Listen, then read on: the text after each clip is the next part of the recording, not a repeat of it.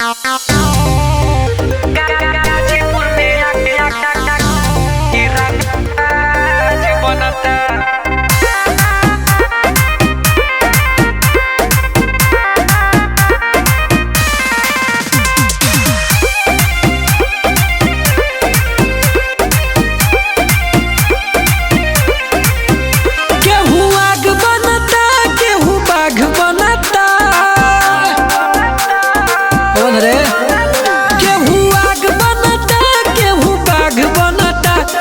गाजीपुर में कौन रंगा बाज बनता।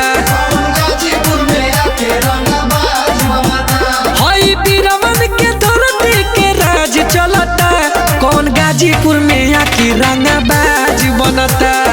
गाजीपुर में आके रंगाबाज बनता। पता ना लगी रे बाबू।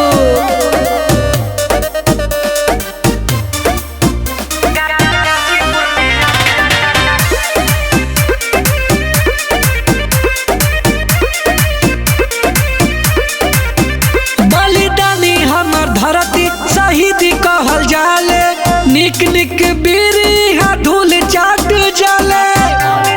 सुने सैदपुर सादात के न जोड़बा गहमर जमनिया बेजोड़बा। कसीमाबाद में कौन महाराज बनता।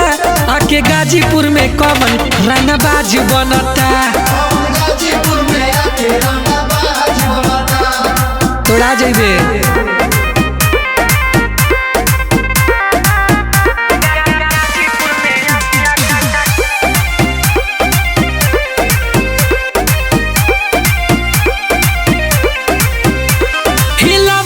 वकीला मोर गाजीपुर जिला देश आ विदेश एकर जाने ला लीला।